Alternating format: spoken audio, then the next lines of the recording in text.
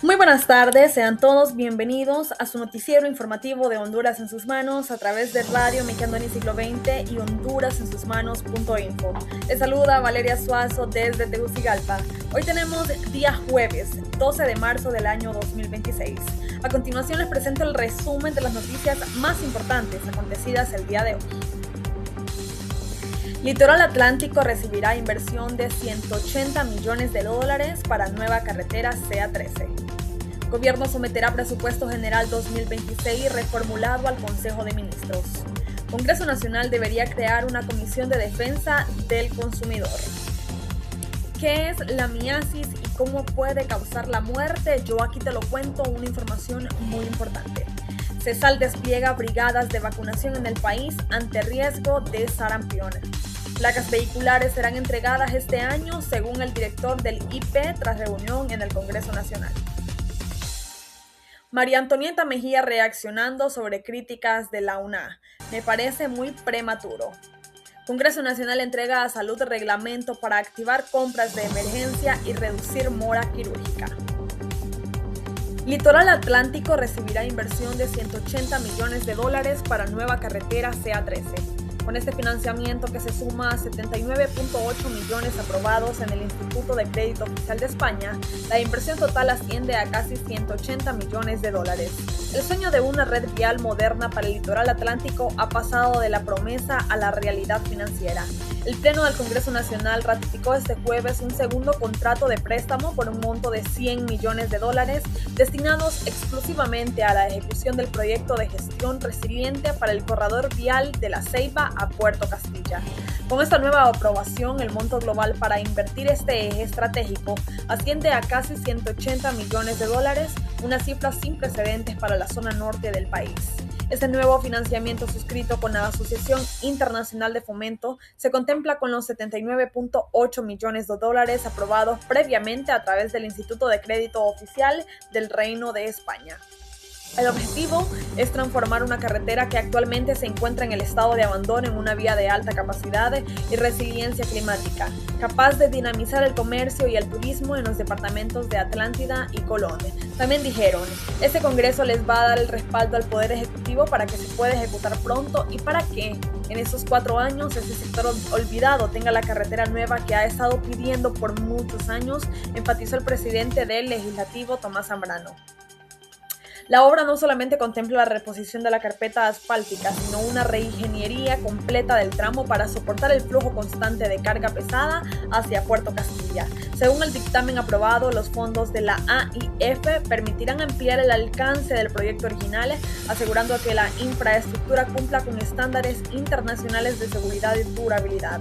También dijeron, es una carretera nueva que ha esperado toda una vida. Estamos acompañando esta iniciativa porque beneficia a todos los sectores productivos sin mirar colores políticos, subrayó el titular del Congreso Nacional. Gobierno revisa y somete Presupuesto General 2026 reformulado al Consejo de Ministros. El Presupuesto General de la República 2026 será reformulado por el gobierno del presidente Nasri Asfura y tendrá una reducción de $30.000 millones de lempiras. El gobierno someterá a aprobación del Consejo de Ministros el Presupuesto General de la República 2026, reformulado, que contempla una reducción superior a $30.000 millones antes de enviarlo al Congreso Nacional. Así lo informó el secretario de Comunicaciones y Estrategia de Casa Presidencial, José Augusto Argueta, quien explicó que, una vez que la Secretaría de Finanzas CEFINE concluya la revisión del documento, este será sometido a aprobación en el Consejo de Ministros antes de enviarlo al Congreso Nacional. El funcionario detalló que la administración del presidente Nasri Asfura realiza una revisión del presupuesto heredado del gobierno anterior, el cual calificó como excesivo e insostenible. En este contexto, aseguró que el gobierno impulsa una reducción superior a $30.000 millones con el objetivo de equilibrar las finanzas del Estado y garantizar la sostenibilidad fiscal. El presupuesto aprobado en 2025 fue cercano a $430.000 millones. No obstante, respecto al presupuesto inicial para 2026, que superaba los $469.249 millones, la administración de Asfura estima una reducción de unos $30.000 millones, apuntó. El gobierno ha planteado ajustar el presupuesto a una cifra cercana a los 430.000 millones de lempiras mediante la reducción de gastos considerados insostenibles, particularmente al crecimiento de la planilla estatal. Argueta anunció además que el Ejecutivo prioriza la rehabilitación de más de 2.700 kilómetros de carreteras con especial atención a la movilidad durante la Semana Santa. También se contempla fortalecer la red vial primaria, secundaria y terciaria mediante el envío de maquinarias a los 298 municipios del país con el objetivo de mejorar la conectividad y la seguridad vial. El funcionario también explicó que el presupuesto general de la República para 2026 se reformulará priorizando áreas como salud, infraestructura y crecimiento económico. La reformulación del presupuesto para este año refleja un cambio hacia una gestión más austera y responsable, buscando atender las necesidades más urgentes de la población hondureña, expresó. En relación con el incremento en el precio de los combustibles provocado por el alza del barril de petróleo en el mercado internacional, Argueta indicó que el gobierno implementó un mecanismo temporal de alivio para los consumidores. Se asumió por parte del gobierno la mitad de este aumento, pero el barril de crudo ya comenzó a disminuir su precio. Esperamos que el conflicto en Medio Oriente pueda solucionarse pronto y que su impacto pueda ser contenido para la población hondureña, afirmó. El funcionario también añadió que el Ejecutivo busca ajustar el gasto público a la realidad económica del país. ¿Qué es la miasis y cómo puede causar la muerte? En Honduras, la plaga del gusano barrenador ha obligado a mantener vigilancia sanitaria en animales y personas, mientras las autoridades reconocen que el riesgo también alcanza a humanos. La miasis por gusano barrenador ocurre cuando la mosca Cocho limoya deposita huevos sobre una herida y al eclosionar las larvas invaden el cuerpo del huésped. La Organización Panamericana de la Salud explica que se trata de un parásito obligado que necesita tejidos vivos para desarrollarse y que puede afectar a cualquier animal de sangre caliente, en su mayoría ganado, incluidos los seres humanos. No se trata de un gusano que aparezca de la nada, sino de la fase larvaria de una mosca verde azulada propia del continente americano. Según la OPS, el Servicio Nacional de Sanidad e Inocuidad Agroalimentaria, la hembra puede poner de 12 a 400 huevos en una sola herida y producir hasta 4.000 en su vida, lo que convierte una lesión pequeña en una puerta de entrada para una infestación devastadora. El ataque empieza en silencio, pero avanza rápido. La OPS detalla que las larvas emergen a las pocas horas, penetran heridas preexistentes y comienzan a alimentarse de los tejidos vivos. Esa es la diferencia más brutal con otras infectaciones. El gusano barrenador no consume tejido muerto, sino carne viva. Por eso el daño al cuerpo puede ser feroz. La OPS señala que las larvas con forma de tornillo destruyen los tejidos donde se alojan y quedan cubiertas por el exudado de la herida, lo que a su vez atrae más moscas y facilita que depositen nuevos huevos. El resultado es una lesión que se agranda, se profundiza y se contamina con facilidad.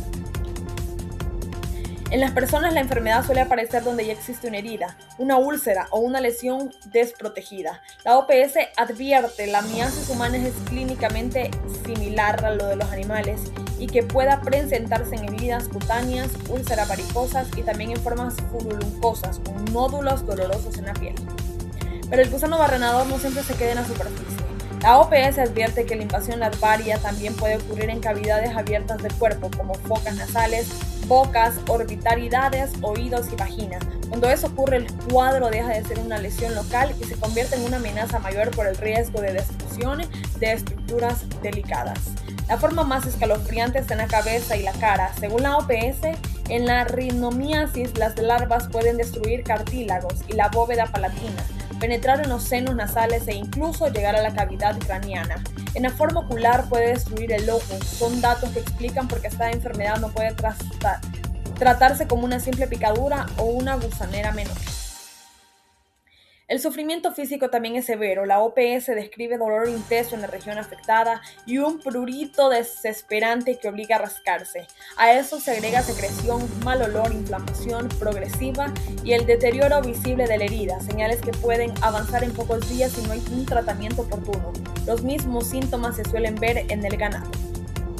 El riesgo no termina en la larva. La OPS subraya que las infecciones bacterianas secundarias son frecuentes en las heridas invadidas por Clostridium o Menophorax y agravan el cuadro clínico. En otras palabras, el cuerpo no solo enfrenta gusano comiendo tejido vivo, sino además bacterias que pueden complicar la evolución del paciente.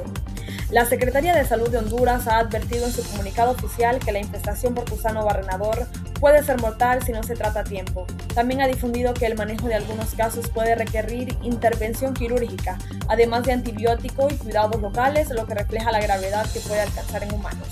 Honduras ya no está enfrente de este problema solo como una enfermedad común.